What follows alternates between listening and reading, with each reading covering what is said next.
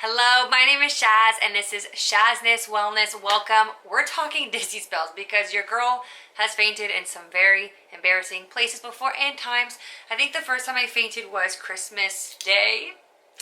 And I was really young. I was maybe 16 years old, and I remember my grandma and my mom praying over me, and I'm really blessed to have them. But yeah, it was embarrassing, and at the time we didn't know why, but I know why. I ate like 10 Lindor chocolates, the Ferrero Rocher balls, and I'm very sensitive to sugar because I have PCOS and IBS, but I'm also a sensitive spirit. So I want to dive into these tips because dizzy spells suck, and if you don't manage them, they can turn into fainting spells like I had. So let's talk about it.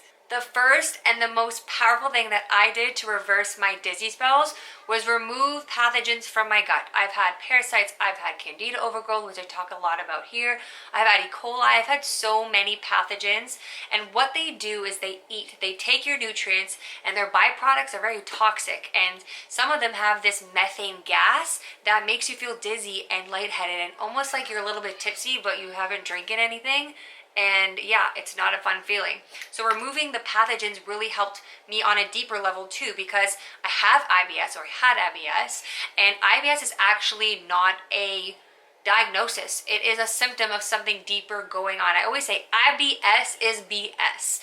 Okay, if you have IBS, most likely you have gut dysbiosis, meaning an imbalance of gut flora, and healing your gut is going to heal so many things for you. So it reversed my IBS, it reversed a lot of my dizzy spells, and healing my gut also helped heal my hormones, which leads me to number 2, which is balance your blood sugars. So let's say you don't have PCOS and you don't have IBS, balance your blood sugars are gonna be a game changer. Making sure when you eat something that's carbohydrate heavy, pair it with a fat, pair it with a protein to make sure that insulin is not spiking and giving you these dips throughout the day.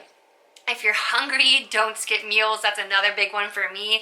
I get hangry, and also when my body needs to eat, and my insulin is really, really low, I will also start to feel lightheaded and dizzy. So make sure you balance your blood sugars, you're eating when you're hungry, and you're pairing those carbohydrates and sugars with some kind of fat or protein to balance insulin levels. Number 3 is I actually gave myself permission to rest.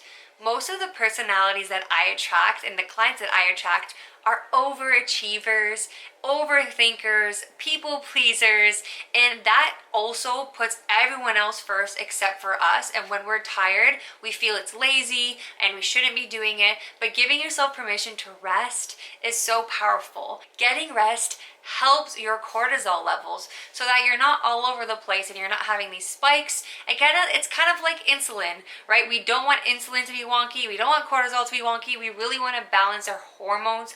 Give yourself permission to rest. Sleep in, girl. Take that nap. Take 10 minutes to even close your eyes if you struggle to nap.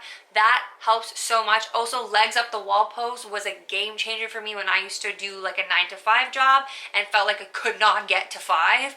I would go to a wall and put my legs up the wall and let the blood flow circulate to my core and to my head, and it really helped when I had those dizzy days.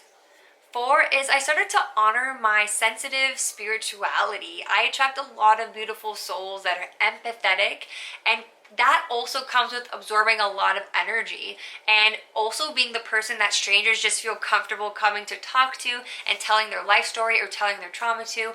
And it's really important to, 1, set boundaries when you're not in the mood and the space to take on someone else's energy, to separate yourself, or simply call your energy back to you. So for example, I host a weekly live inside Soulful Gut every Wednesday. Sometimes there's 3 people, sometimes there's 20 people, and it can be really energetically draining for me because I love to give and I'm a healer.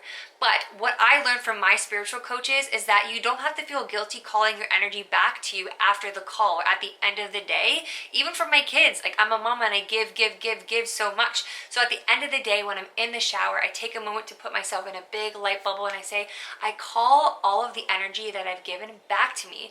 And if you don't, it's almost selfish because you have so much to give. You have so much love to give. And if you're cup is empty, you can't keep giving. You can't keep loving unconditionally. So calling your energy back to you and doing some EFT tapping or protecting your space before you sleep, these are all things that are going to set up your beautiful, sensitive spirituality for success so you don't feel dizzy.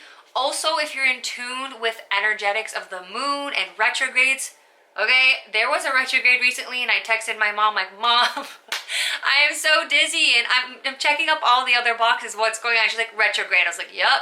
So I just gave myself more permission to rest and just let it pass. My last tip is don't make your body the enemy. Don't feel like your body's working against you. Just work with your body. And when you're dizzy, don't panic. Okay, sit down, lie down, take a deep breath and ask, what does my body need right now? Do I need to eat? Is my blood sugar low? Am I pushing myself too hard? Am I studying too hard, right?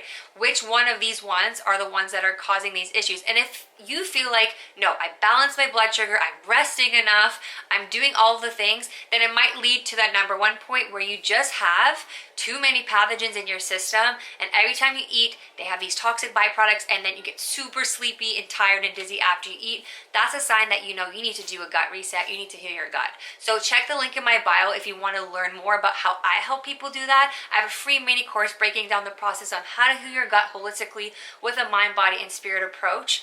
But if that is not your case, I hope these tips help you because they have been life-changing to me. I've fainted in a club. I have fainted in a restaurant. That was really embarrassing. I have fainted in front of my family, in front of my grandma. So it is not fun when you push yourself, because I used to think like, be strong, and I was really strong in my survival masculine energy, and I would just push, push, push, and force, force, force. But when you get that headache and that little bit of tension behind your eyes and you're feeling tired, don't push yourself. All right, legs up the wall, rest, ask yourself, what does my body need to right now? Do I need to eat? And take care of yourself, because dizzy spells are nothing to be taken lightly. I've also got into car accidents because of them, so be very serious about this. Take care of your mind, take care of your body, and I'm here to help. Mwah! Thanks for watching.